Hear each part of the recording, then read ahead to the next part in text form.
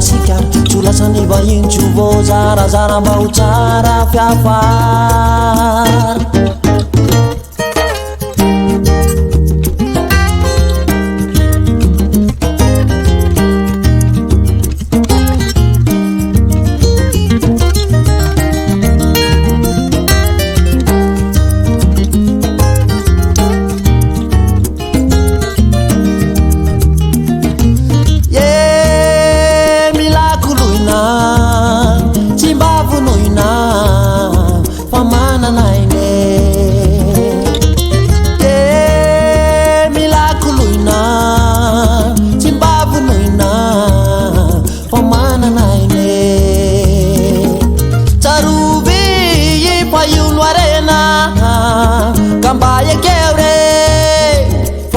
Tena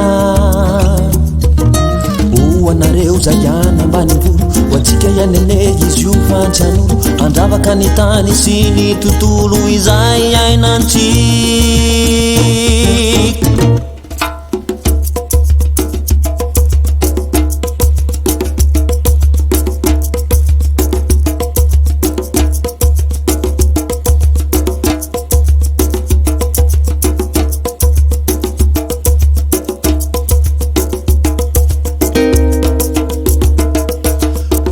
anareo zayana mbanivolo watsika yanene izy io fantsian'olo andravaka ny tany sy ny tontolo izay ainantsika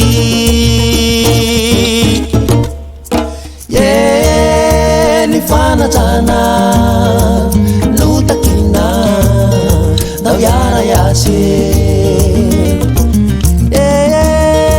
ny fanajana no takina dao iara iase fanajana no takile amitika maitiale mijaly tany avodiany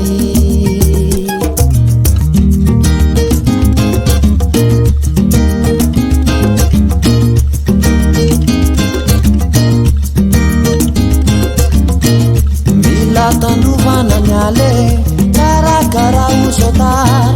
kulukulu ni kware parenani tikachikar mila tanovana nyale parenani tikachikare